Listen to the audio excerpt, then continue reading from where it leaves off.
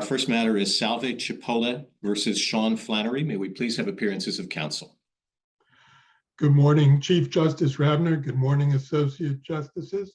This is Peter Kober, attorney for appellant Salve Chipola III.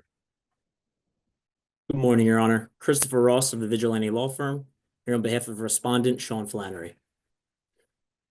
Morning, Chief Justice. CJ Griffin of Pashmanstein Walder Hayden for Amicus Curiae, the New Jersey Center for Nonprofit Journalism, and the New Jersey Independent Local News Collective. Good morning to all counsel. Mr. Kober, please proceed. Thank you, Chief Justice Ravner. I have come around to change my point of view on the issues presented by this appeal. I no longer believe that Swan is unsound. I believe Swan should be upheld. But I believe that Swan should be limited to the facts of that case and the facts of similar cases. Swan involved the use of the print media by the offending entity. In Swan, the offending entity issued a press release. It disseminated a pass-along book. It posted on a bulletin board the certain offensive words. So in Swan, the nature of the offensive words was clear and apparent. And in that, Swan has much in common with all the media cases. The media cases involving print media, television, things posted electronically. In all those cases, the offensive words are clear, they're apparent, and in each one of those cases, a case of false light invasion of privacy would also qualify as a case of defamation. So those cases are the easy cases, but there is a different type of case. And this is the type of case that we are concerned with here. A case that does not involve any form of media, does not involve any print media, television, or posting anything electronically. These are cases that involves words that are communicated by other means. And often these kinds of cases arise in the employment context. Typically, an employee will be made aware of charges. The charges could be by a co-employee. The charges could be by a customer. The charges could be by someone at a work site to which the employee was assigned.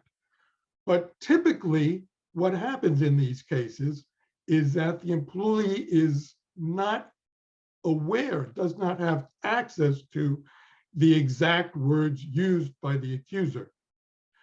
Typically, the employee has an idea of the gist of what the charges are about and when the alleged event that caused the charges to be occurred, but may not have the knowledge even of the identity of the informer or of the words used when the employee files suit.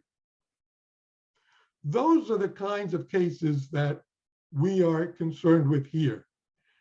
Certain courts have recognized that there is indeed a class of cases that do qualify as false light invasion of privacy cases, but would not qualify as defamation cases. I will now give some examples of some courts which have realized that there is this distinction that exists.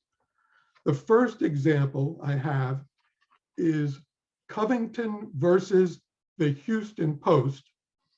That case appears at 743 Southwest 2nd Reporters, 345. That is a Court of Appeals case in 1987. And in that case, the court said, the false light need not necessarily be a defamatory one, although it very often is, so that a defamation action will also lie. Citing Prosser on Torts, 5th edition, 1984, and that appears on page 347. Mr. Kober, could you clarify for us what you're suggesting right now? You identified a category of cases like Swan, where presumably you're suggesting the 1-year statute of limitations for a false light claim would be appropriate. Am I correct so far? Yes, I agree And- entirely with the amicus brief that in those class of cases where Allow me to finish. media is involved, the 1-year statute of limitation would be appropriate. I've But at been the same- persuaded. At the same time, you're suggesting there may be some other false light claims where there should be a 2-year statute of limitations? Exactly. And I'm now going to get into the reasons for that contention of mine. Don't you think that would be a bit confusing to have 2 different statutes of limitations for the same claim? No, at the end of my presentation, what I was going to say is that what I am suggesting is there ought to be a dual approach here with the need for a threshold determination by the trial court as to whether or not the false light invasion of privacy claim also qualifies as a defamation case. Are there, I understand you were going to give us examples of the different kinds of cases. Do those cases hold that false light has one of 2 different statutes of limitations? No case holds. So this would be a first. If New It Jersey would were be to, a first in the nation. I can think of certain reasons respectfully why no court has gone down this road. It would lead to a lack of clarity and arguably disparate treatment for the same tort. Can you address that? Yes, the court in Rambascus addressed the 4 different types of invasion of privacy claims. What I am suggesting is that false light invasion of privacy, if you actually examine it closely, it actually involves 2 types.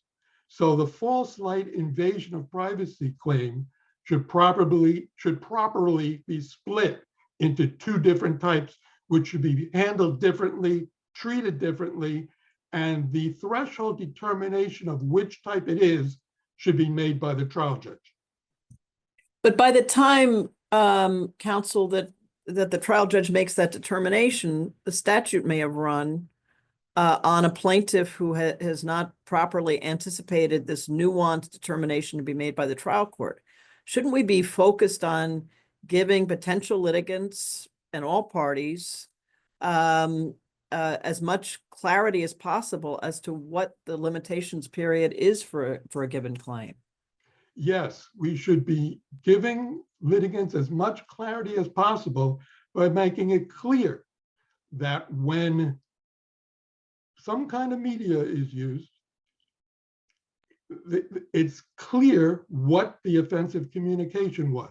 Therefore, when you say some kind of media, what are you referring to, particularly in 2024, where media encompasses a lot of different platforms? all the kinds of platforms, every kind of media. So posting something on social media, Everything.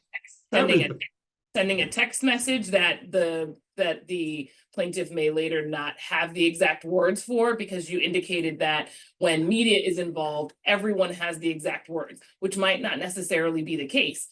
Posts on social media can be removed, can be not available by the time the rumor has already spread. So again, even that distinction that you're making between the use of media and the ability to always have the exact terminology, which I'm not sure that's necessarily the case, even that seems would lead to a significant amount of confusion with regard to exactly what category the false light claim falls into. Don't you think that would be the case? No, it would not be confusion. It would result in the need for the trial court to consider each and every false light claim on a case-by-case basis, based on the circumstances there, as to whether or not that false light privacy claim would also be a case for defamation. Or I understand you to be arguing that if it's a false light claim that could also constitute a defamation claim, then it would have a 1-year statute of limitation. And Yes. if the false light claim that would not constitute, could not be styled as a claim for defamation, then it should have a 2-year statute of limitations. Even if we Yes. accepted your argument, I'm not sure what that has to do with publication, as you're saying, or why you think your case would fall on the non-defamation side.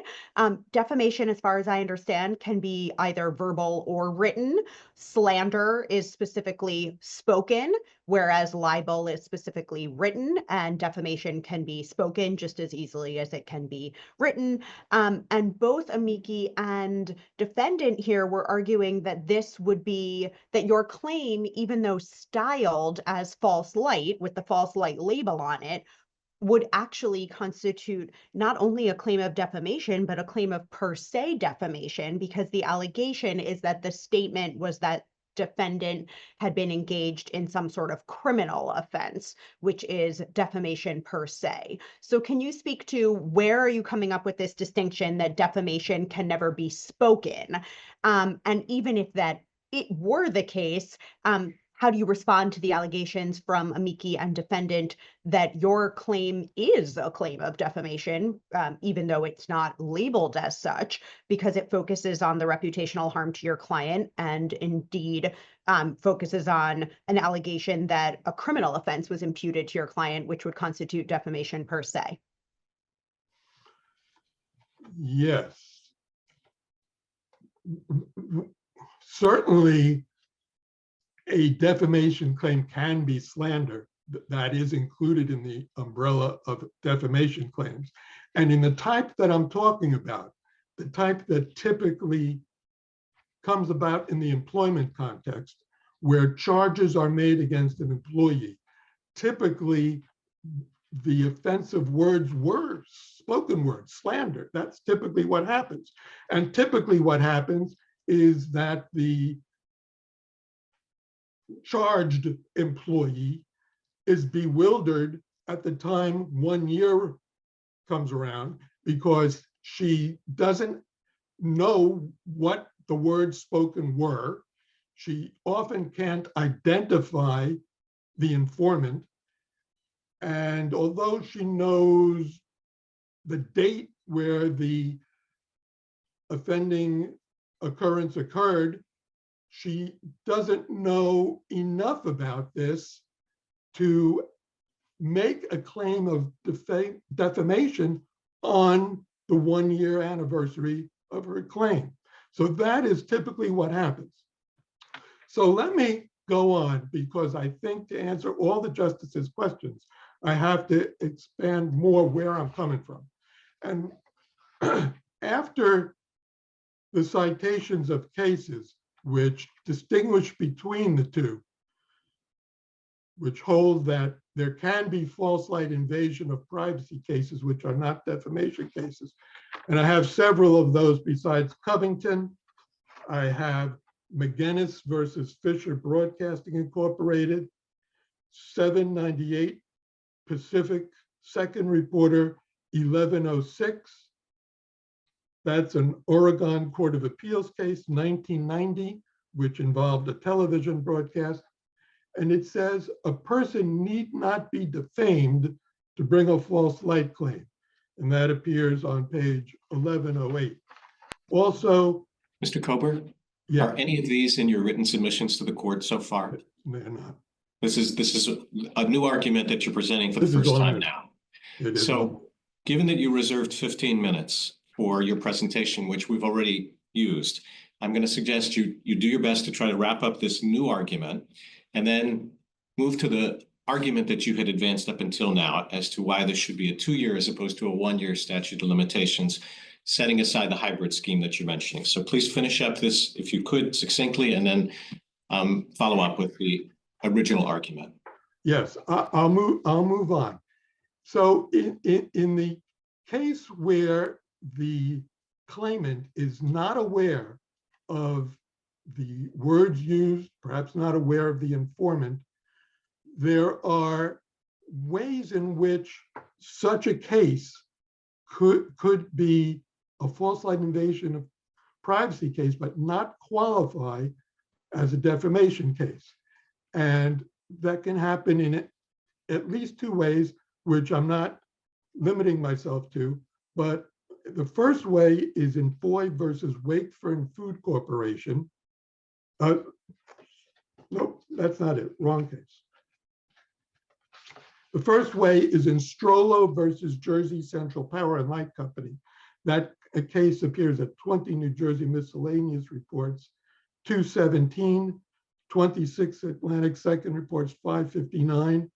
And the court there held that the allegations in that case did not sound in defamation, so they weren't defamation. But more importantly, the biggest hurdle that defamation plaintiffs have to overcome is the hurdle presented by Zonereich versus Overlook Hospital, which is 212 New Jersey Super 83, 514 Atlantic Second Reports 53. That's an appellate division case where certification was denied by the Supreme Court, 107 NJ 32, and that's from 1986. In that case, a physician alleged defamation and slander against a hospital, its board of trustees and co-employees for charges made against her challenging her competency.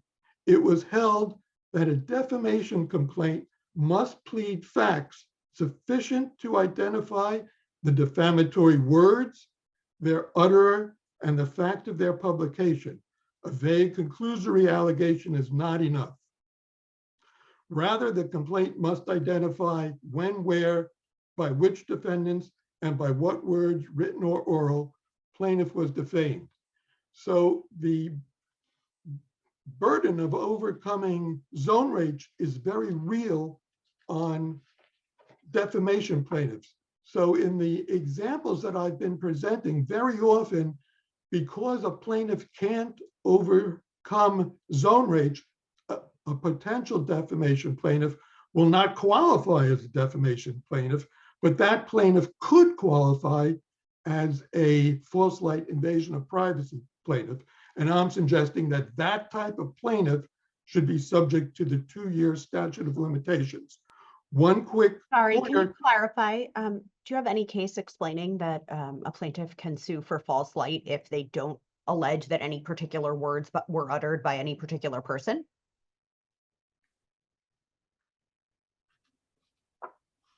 You're saying that if you don't know who said the defamatory statement or what was said, you can't sue for defamation. But what court says that if you don't know who said what, you can still sue for false light? The cases defining the elements of false light do not say, what they do not say is what's important here. They do not say that the words have to be identified. But I'm not sure where you're getting that from. I'm looking in Romaine versus Callinger, which says that to prove false light, a plaintiff must show that the defendant had knowledge of or acted in reckless disregard as to the falsity of the publicized matter and the false light in which the plaintiff would be placed, which seems, and that's a New Jersey case, and that seems to indicate both you need to have knowledge of the defendant who publicized the matter, and the defendant had to act in reckless disregard as to the falsity of the publicized matter, which seems to mean you have to have some sort of false publicized matter. Yes, but you don't have to have the words. You can have some idea of the gist of the falsely publicized matter without knowing the words that were So used. which case says that you don't need words, you can just have the gist that something false may have been stated? No case addresses that, but the cases are uniform in telling us what is not required. When they list the elements, knowing what the words were is not required in a false light invasion of privacy claim. Mr. Cooper, if I understand correctly, you're still on the argument, the new argument that certain false light claims would have a 1 year and certain would have a 2-year statute of limitations. This is, as I'm sure you can understand, this is not how oral arguments typically proceed, where the court and opposing counsel are hearing new arguments for the very first time, and we've spent now a good deal of time on this. So I'm going to ask you to move to the argument that you had presented to the court in the cert petition and in the briefing in this case, and succinctly give it to us in the next few minutes, please. The argument there is one that I've been persuaded was wrong based on the amicus brief. I think that Swan was decided in the way it was because false light invasion of privacy presents a special type of claim. There's a danger that a false light invasion of privacy claim will be used to circumvent the 1-year statute of limitation, and that can't be allowed by the courts. Quite frankly, that's something that's intolerable. And I mean this in not in an argumentative way. Is there a reason you didn't present in advance of oral argument the new theory that you are advancing today as your argument? I understand the court's concern here, but yeah, time constraints were the only reason. Please do your best to bring your argument to a conclusion. I understand you're no longer advancing the original position. All right. Okay. So to bring my argument to a conclusion, I now advocate a standard.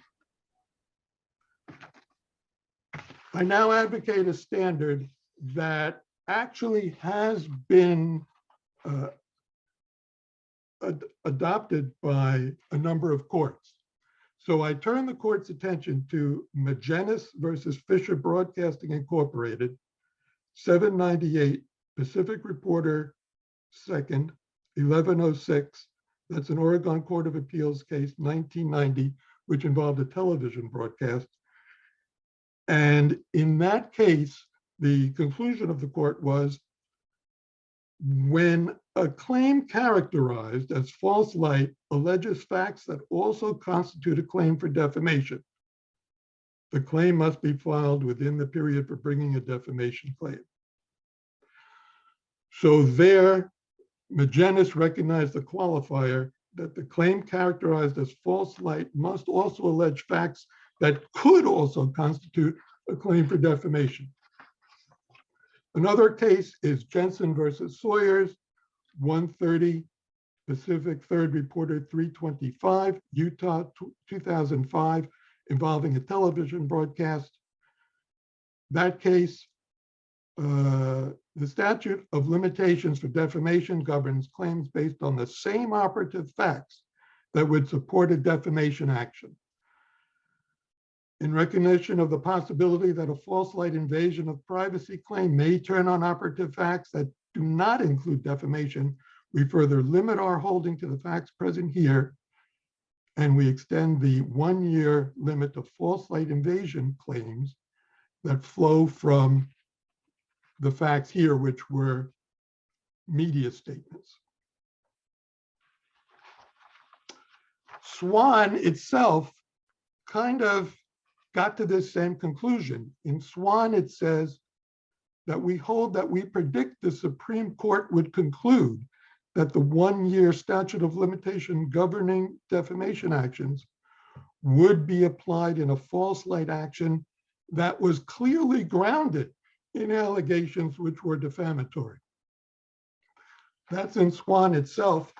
And this conclusion is also consistent with the restatement second of torts itself, which says when the false publicity is also defamatory, so that either action can be maintained by the plaintiff, it is arguable that limitations of long-standing that have been found desirable for the action for defamation should not be successfully evaded by proceeding upon a different theory of later origin, in the development of which the attention of the courts has not been directed to the limitations. And that appears in Restatement Second of Torts, section 652E, 1977, comment E. So to summarize, my position that I advocate for the resolution of this case is a remand to the trial court for determination as to whether this case on its facts qualifies also as a defamation case. Questions, anyone? Just to be clear, if it does qualify as a defamation case, it's outside of the 1-year statute of limitations. If the case does qualify as a defamation case, it's subject to the 1-year statute of limitations. If the case would not qualify as a defamation case for the reasons we've discussed here in this argument or any other reason, then it ought to be subject to the 2-year statute of limitations for personal injury actions. Because the reason for having a 1-year statute of limitations, because a false light invasion of privacy claim could also be a defamation claim, the reason no longer exists if the false light invasion of privacy claim would not qualify as a defamation claim. So it should be subject to the 2-year statute of limitations under those circumstances for personal injury actions. If I just have one follow-up, if that's okay. Counselor, I assume then that analysis of whether they're consanguineous or not would be conducted pursuant to an analysis of the conduct at issue pursuant to McGrogan, and not an analysis of the claim or the injury, but of the conduct, right? I'm sorry, Justice Hoffman, I'm having trouble hearing you. I'm assuming that the analysis that you are talking about would be conducted pursuant to conduct, would be the analysis of the conduct, not of the claim, not of the injury, but as McGrogan says, conduct is what's critical in determining whether they're similar or the claims are similar or distinct. Are you agreeing with me that that analysis would be one of conduct? The trial judge's analysis would be one of conduct, how the offensive communication was communicated. That would be the nature of the conduct. That would be the nature of the analysis too. Was the aggrieved person in a position to have enough knowledge of what was communicated to also have been qualified to file a defamation claim? Thank you, Your Honor. May it please the court. Your Honor, I would like to use my opening statement just to reorient the court. The issue before this court is, does a claim alleging false light invasion of privacy have a 1-year statute of limitations? It is my position that it does have a 1-year statute of limitations. In Swan, that's been examined by this court, the appellate division, relying on this court's guidance in Rumbaskis, held that not only is a false light invasion of privacy subject to a 1-year statute of limitations, akin to defamation, but a litigant can also not simply repackage their defamation claim into a false light claim to evade the statute. Swan is on point in this matter, both factually and legally. It's so on point that my opposing counsel at my motion to dismiss had actually conceded that Swan required the dismissal of his case. However, we found ourselves on appeal. Ironically, Swan had warned us of the conduct of repackaging that claim, which is, in my opinion, on full display in this case. The court had warned that to allow someone to take a defamation claim and label it a false light claim would condone a transparent evasion of the 1-year statute of limitations in New Jersey. There's a clear transparent evasion in this case. In both plaintiffs in Swan and the plaintiff in this case had used similar language to describe their claims.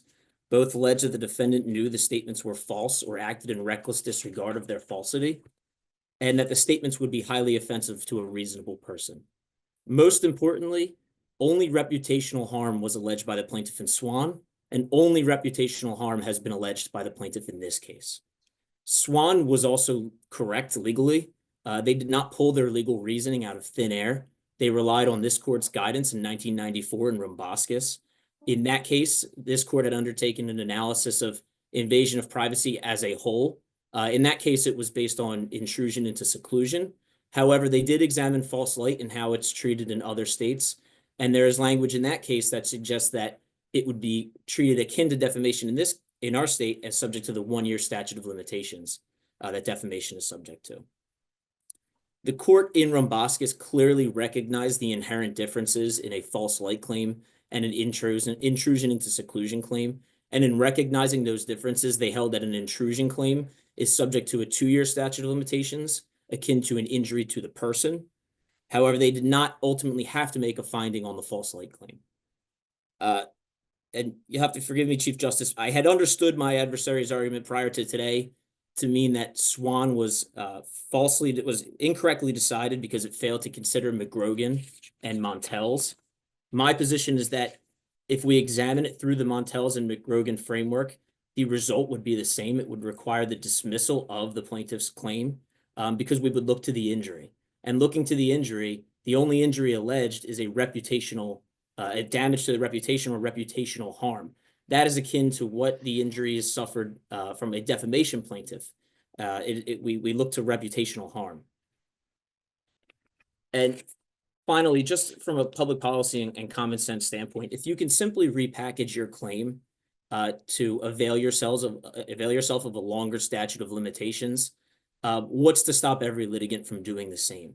The appellate court has been consistent in holding that you cannot simply repackage your claim. And they've held that prior to Swan, they held it in Swan, and they've continued to hold that after Swan. Statute of limitations are supposed to provide efficiency and penalize delay. The repackaging that's been done in this case really flies in the face of the general principles of statute of limitations. It is undisputed that the plaintiff here had filed his claim approximately almost 2 years after the alleged publication, which would be a violation of the 1-year statute of limitations for defamation. So we are respectfully requesting that this court affirm the appellate division, foreclose on the strategy of simply repackaging for future litigants, and rule that a 1-year statute of limitation applies to a false light invasion of privacy claim. And that would conclude my opening statement. Questions, anyone? Mr. Ross, is there anything you'd like to expound upon? Judge, I can, Your Honor, I can attempt to address Mr. Kober's argument. The only comment I would have to his new position is that the standard he's advocating for seems entirely unwieldy. And I believe, Your Honor, the Chief Justice had commented on that. It would lead to confusion. From my position, Your Honor, I don't see how it could be a workable standard. If the threshold determination is made by the trial court, how would a litigant such as an attorney in my position or my client know really what we're defending against until that threshold determination is made? And what I mean by that is if a plaintiff files a complaint, do I then have to file a motion to have this determination made? Is it made sua sponte by the court? Now I'm expending resources to try and address this threshold concern.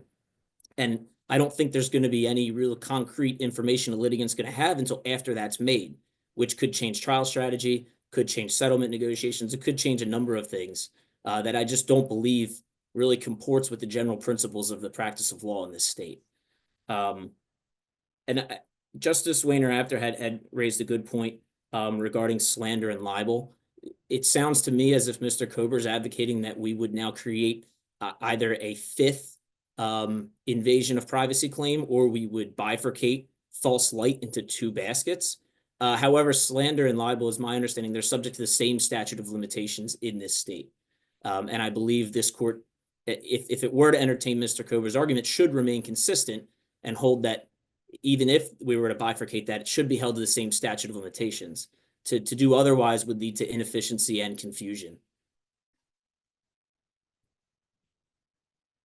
So I want to follow up a little bit on a question that I struggled with as I read through some of the cases. Maybe you can help me. It feels like Swan talks about the notion that the statute of limitations should be analyzed by the nature of the claim. It feels like Montel's talks about the notion that the statute of limitations should be analyzed by the nature of the injury. And then it feels like McGrogan talks about the fact that the statute of limitations should be analyzed by the nature of the conduct. Maybe you can help me understand how it is that you synchronize those three holdings, which seem to talk about a different perspective in analyzing what statute is appropriate. Sure, Justice Hoffman, and I had kind of tried to figure that out myself. And my answer would be two parts. I think my general answer would be that Swan was really following the lead of Rumbauskas, and this court had provided guidance. So I don't think, in my opinion, the Swan court wouldn't necessarily have to go through the entire framework, because this court had already provided its guidance that these would be treated generally akin to defamation. However, the way I understand it, Your Honor, is that Montel's would tell us to look at the nature of the injury, and that would be the threshold. Don't mean to use the word threshold, but that would be the starting point of that analysis. So we would look at the nature of the injury, and applying that to our case, the nature of the injury is simply reputational harm. And then McGrogan says, after my understanding is McGrogan says, after we look at the nature of the injury, we then look to the conduct, because we have to look at the conduct on a case-by-case basis. So I believe, Justice Hoffman, applying that framework would be Montel says, look at the nature of our injury. We get to the general characterization of what type of injury does that plaintiff suffer. And in Montel's, the court looked at New Jersey law against discrimination claims and ultimately held that regardless of the claim that's brought forth under New Jersey law against discrimination, subject to a 2-year statute of limitations for an injury to the person. So after we look at what the general characterization is of that injury, I think then we go into what conduct has been alleged, if that makes sense to Your Honor. So it does make sense, and I think it's a laudable effort to try and synchronize those three. I'm not positive, and we may or may not have a reaction to this. I'm not positive that McGrogan says it's a 2-step process, go to injury and then go to conduct. I think what McGrogan might say is that injury helps inform conduct, but conduct is the analysis that is most relevant. But I will admit, I think both of us probably, in trying to synchronize those cases, have struggled with how to read them together. Yeah, I don't necessarily disagree with Your Honor. I think in my mind, trying to apply that to this case, I looked at it as a 2-step process just by some of the language McGrogan had used, but I don't think it's a formal, step 1 and then we go to step 2. I don't think that's, if that's how it seems I'm advocating that case, I don't mean to. That's just kind of how I've developed the rationale of how to comport those cases together.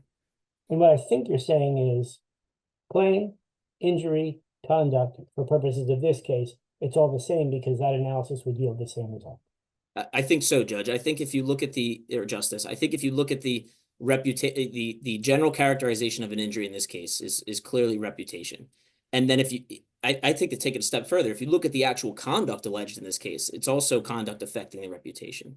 So I think both pieces of the puzzle, so to speak, come together in this case when we apply Montel's and McGrogan, because we have the general injury suffered by a plaintiff is in what I would argue is a defamation case, as is here, is reputational harm. And that's been held, and that's been noted in our case law. And in this case specifically, the only thing really alleged is reputational harm. And there is some language in the complaint. I believe there's one mention in paragraph 47 that the plaintiff had suffered emotional distress. But that emotional distress in and of itself finds its genesis in the defamation. And you don't get to that emotional distress without zooming back and saying, okay, well, here we start with the reputational harm.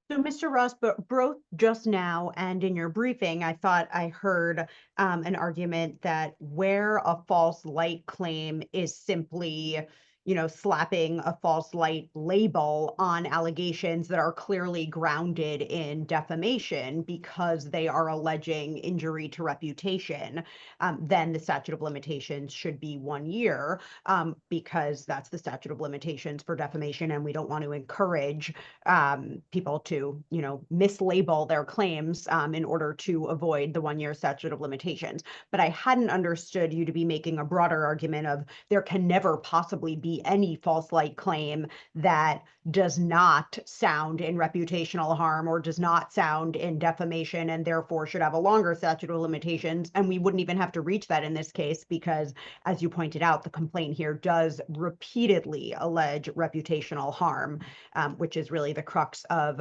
defamation, and really also alleges defamation per se, in that the allegation is that the plaintiff was engaged in criminal activity. So in theory, for purposes of your argument, I had not understood you to be making a broader argument that we would have to say there can never be a case that does not sound in defamation under false light. Instead, for purposes of a case like this that does sound in defamation, the statute of limitation should be 1 year. And I apologize, Justice Waiter-Raptor. I might be confusing myself. My argument is in this case that this is simply a defamation claim that's been given a new label to try and subvert the statute of limitations, which was explicitly warned against in Swan. I guess in a broad sense, Justice, I may be arguing that that may never be that situation, but I'm specifically trying to limit my argument. And I apologize, Justice, to this case. This is simply, we have claim A, we slapped label B on it, and now we're trying to move forward with it.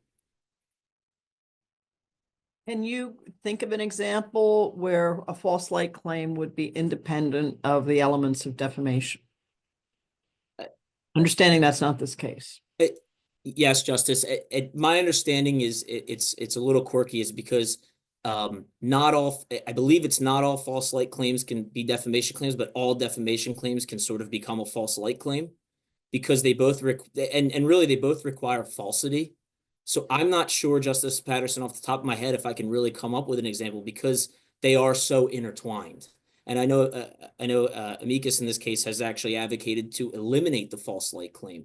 And Prosser had, and I'm not going to advance amicus's point. I'm sure CJ will do a good job of that. But the point is, they're both so inextricably tied together because we require that falsity element. And Prosser had actually warned about that in his law review article. In his conclusions, he says there's questions that still remain. Would false light eventually rise up and swallow up defamation as a whole? And I think that is a genuine concern to have. And that article, I believe, was published in 1960. We're in 2025, and we're still sort of dealing with that concern. And I had briefed the issue in my response to the amicus brief. I think there is a genuine concern that by allowing someone to simply repackage, why wouldn't all litigants simply change the language of their defamation claim, bring the false light claim, and now we're sort of dealing with the fact that defamation may become archaic. But if the statute of limitations on the two is the same, then cases can continue to be decided and explore the nuances of those distinctions with really nobody being prejudiced. Am I correct? I believe you're absolutely correct, Justice Patterson. I believe if the statute of limitations is the same for both claims, there's really no prejudice to a litigant. And in fact, the litigant could still then bring both claims. As oftentimes litigants will bring a multitude of claims that may be intertwined or interrelated. However, it becomes, I think, a more uniform standard or a more uniform statute of limitations. It provides more clarity to a litigant, and it forecloses, by holding the same statute of limitations, forecloses on this fear that you're simply going to repackage your claim. And just to clarify, the only reason we're talking about all of this at all is false light is a common law claim. If the legislature wanted to codify some sort of cause of action for false light and create any statute of limitations that it wanted to, it of course could do so. It just hasn't, and that's why we're trying to figure out what the best statute of limitations is to apply, where it's a common law claim where the legislature has not spoken about either the claim or the time frame in which it wants it to be brought. Correct? That's my understanding, Justice Wainer-Raptor, and I believe, going further off your point, I think part of the confusion comes because invasion of privacy is almost an umbrella term with 4 distinct claims that fall underneath that umbrella, and maybe they're part of the same category, but they're really, I believe, unrelated claims. Because if you look at the proofs that need to be advanced for each different claim, I think the general theme is that we would like people to be left alone and be private. But the 4 claims that fall under that umbrella really are so unrelated, I think it's a struggle to really figure out where they fit in terms of at least statute of limitations. Other questions, anyone? Mr. Ross, is there anything you'd like to add to your argument? No, Your Honor, I would just like to thank the court for its time. Thank you. We'll hear next from CJ Griffin. May it please the court. As you can imagine, my argument feels a little differently now than it did this morning, given Mr. Kober's change in position. And I suppose it's always nice to hear that your amicus brief was persuasive even to an adverse party. I'm frankly kind of not sure why we're here anymore, because the certified question is about whether it cites Swan and is about whether Swan applies. And Mr. Kober's conceded that it does apply where the claim is also defamation. And there's no need for a remand in this case because what he has pleaded is defamation per se, falsely, according to him, falsely accusing someone of a crime. That's slander per se. And so there's no need for a remand. That would be just additional procedures that the poor defendant in this case would have to pay to defend against. And so I'm not quite sure why we're here. What Mr. Kober seems to be advocating for is something completely outside the facts of this case, which would be an advisory opinion about in other contexts where it's an employment case and you don't know exactly what was said, can you bring a false light claim? And in that regard, essentially what he's asking is the court to say, well, okay, you can evade the rules for defamation about pleading specificity and the discovery rule, and you can have an extra year to be able to bring it as a false light claim instead. And that can't be the rule. The reason why those rigid rules are in place for defamation is because this involves speech. We have a right to free speech. And so the ability to punish speech, whether civilly or criminally, is very narrow. And so exactly what he's asking for in this case is the ability to evade all those defamation protections via another cause of action, false light. I think Mr. Ross did a very good job responding to Mr. Kober's argument and explaining why he should prevail in this case. So I won't expand upon that. I will say, Justice Patterson, in terms of your question about examples, it is very difficult to think of an example that would be false light that wouldn't also be defamation. And courts have also struggled with this too, which is why Florida and Texas and Colorado and about a dozen states have decided that they are going to reject the tort of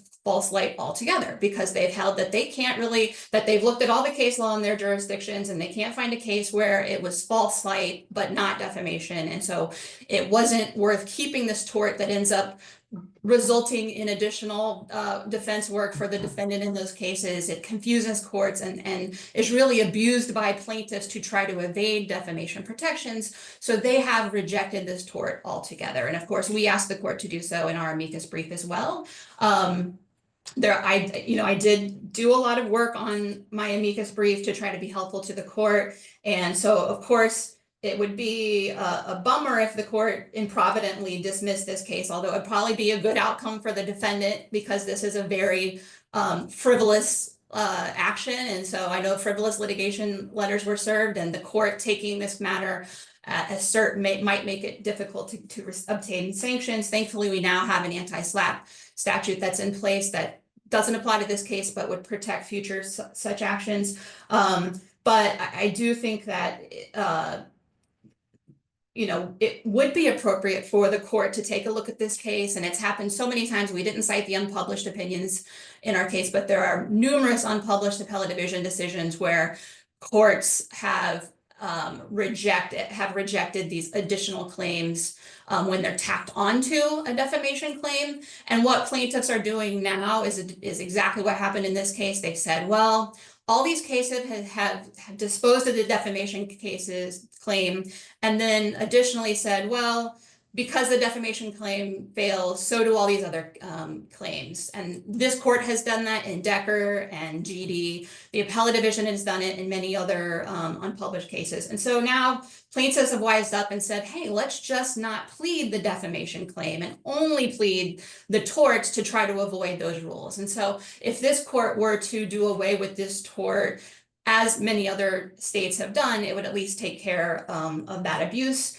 In terms of prejudice, you're correct that it's not a significant prejudice, but it does require additional defense work when this claim is brought as a way to evade the defamation protections. You have to brief it, you have to explain the law to the trial court.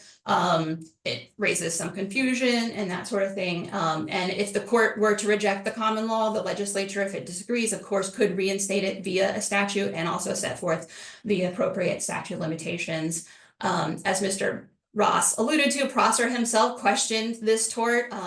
His scholarship went on to be the restatement, but he questioned whether exactly what has happened in this case would happen. And so I sort of will leave my argument there. I'm happy to answer any questions, but we would just ask the court to reconsider this in general if the court does issue an opinion in this case. One question, counsel. You've raised some very thoughtful arguments in a fine brief, but the way in which this case is proceeded, the argument was first raised by one amicus, wasn't litigated before this point, and other amici didn't have the opportunity to weigh in on the argument because it didn't get brought out at the outset. Wouldn't it make more sense to wait for a litigated case where the issue is front and center for all to have the opportunity to weigh in before doing away with false light? I can certainly see that being a sensible approach. I think a sensible approach in light of the significant change here might be the court not issuing an opinion at all and leaving Swan in place because it has worked for 15 years. Trial courts have been able to apply it. And if at some point we get here again, then that could be an avenue. But of course, it's very rare. It's very unlikely that a case gets here anytime soon. And so as amicus, we took the opportunity to explain to the court why other jurisdictions have rejected this tort altogether and encourage the court to do so. Understood.